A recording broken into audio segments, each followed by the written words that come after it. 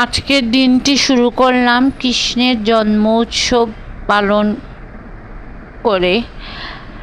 কারণ আপনারা তো অবশ্যই জানেন আমার শরীরটা খুবই খারাপ এবং আমি কোনোভাবেই সুস্থতার করতে পারতেছি না। প্রতিবারই আমি একা একা করি। এবার আমার যে মাসি, ওকে একটু বলছি যে আমাকে একটু ফলমূল কেটে দাও, অন্য কোনো কিছু আমি করিনি। প্রত্যেকবার আমি লাড়ু, ক্ষীরের লাড়ু, তারপরে লুচি, সুজি, পায়েস, এইগুলো আমি জন্ম উৎসবে করে দেই। কিন্তু এবার আমার দ্বারা সেই ক্ষমতা হচ্ছে না। আর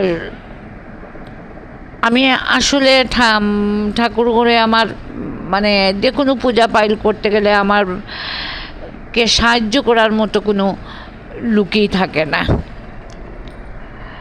এবার মাসিকে বললাম, বলে তুমি না, ও নিজের থেকে এসে বলছে কিন্তু যে আমি কি আপনাকে একটু সাহায্য করবো। আমি বললাম হ্যাঁ, তাইলে একটু তুমি ফলমূলটা কেটে দাও। ও আমার পাশে বসে দেখেন ফলমূল কাটতেছে। আর আমি আমাদের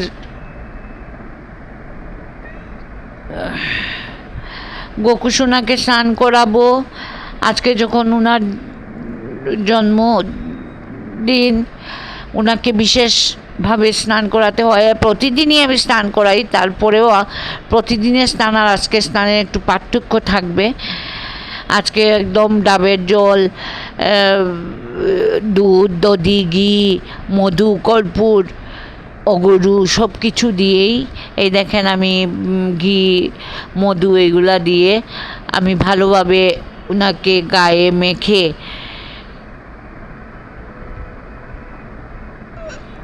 আজকের দিনটা, ওনার জন্মদিন যেহেতু, একটু ভালোভাবে সেলিব্রেশন করা উচিত। কর্পূর সব কিছু দিয়ে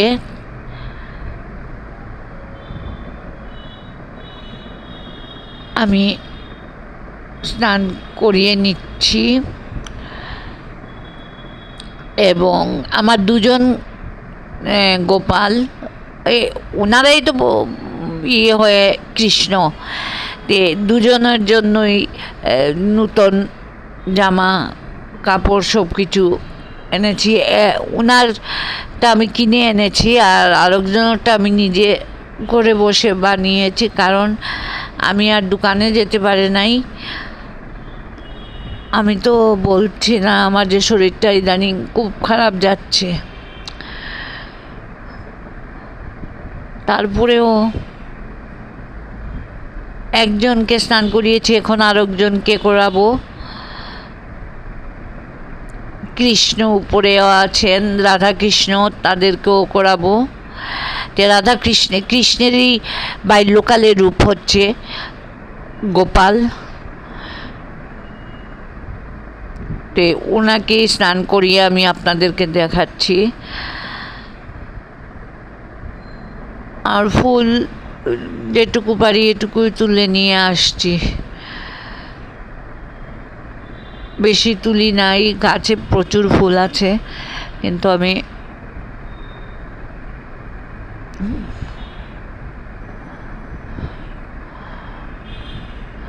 মাসি বলতেছে যে আমি কি রেডি করে দেব। আমি বলতেছি না, আমি করব, তুমি এগুলা কেটে দিয়েছ, ওটাই যথেষ্ট। কারণ আমাদের মতে আর ওনার মতের পার্থক্য থাকবে, সেজন্য আমরা তো আসলে এই যে সাগুর মধ্যে ঘি, মধু, কর্পূর সব কিছু দিয়েই নৈবেদ্য তৈরি করি। ওনারা তো এগুলা করবেন না। আমি বলতেছি না, তুমি শুধু আমাকে কেটে দিয়ে যাও। আর ভাগ্য আমার খুবই ভালো, আমি তো আসলে আমার তালের মালপা, ওই যে বললাম সুজি, এগুলো আমি কিছু, লুচি এগুলা কিছু করিনি। আমার মনে মনে একটা আক্ষেপ ছিল যে ভগবান, তুমি আমাকে এত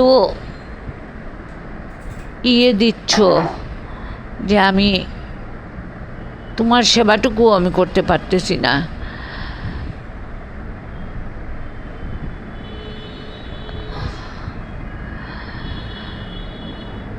এটুকু বলতেছি। আর ওই যে মাসি, আমি কিন্তু দুপুর 12টার ভিতরেই আমি ঠাকুরকে স্নান টান করিয়ে দিয়ে দিয়েছি, কারণ আমি পারবো না, আমি জানি সারাদিন থাকতে উপোস। এমনিতেই আমার নানাবিধি সমস্যা, তার মধ্যে এই যে ওষুধ চেঞ্জ করার পরে প্রায় আমার ডায়রিয়াই থাকে, সে কারণে আমি পারবো না। আমি আমার দুপুরে ঠাকুরকে দিয়ে ঠাকুরের প্রসাদটুকু আমি একদানা মুখে লাগিয়েছি।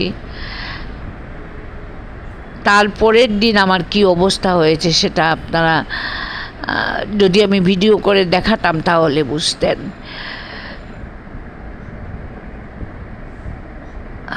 ভদ্রমহিলা একদম সকাল থেকে রাত 12টা পর্যন্ত একদম নির্জলা, জলটুকু খায়নি, সর্বরক্ষা এরকম করে ঠাকুরকে পাওয়া যায়। আসলে এরাই ভগবান পায়, আমরা তো সেজন্য পাচ্ছি না, বরঞ্চ আরো কষ্ট পেয়ে যাচ্ছি সংসারে।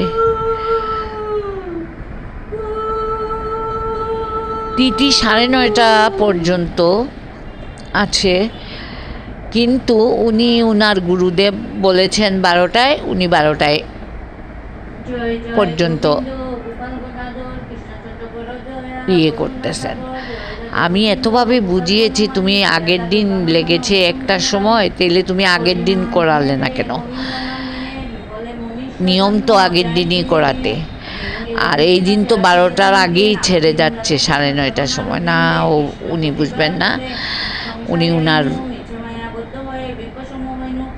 যেভাবে, উনিও যাই হোক, আমার 3বার ভোগ নিবেদন এমনিতেই হয়, 3বার আমি নিয়ে দিই, 3বার। যাই উনিও সন্ধ্যার রাত 12টার সময় দিলেন আরেকবার। আর এদিকে আমি দেখেন আমাদের শতনাম, অষ্টোত্তর শতনাম পড়ে নিচ্ছি।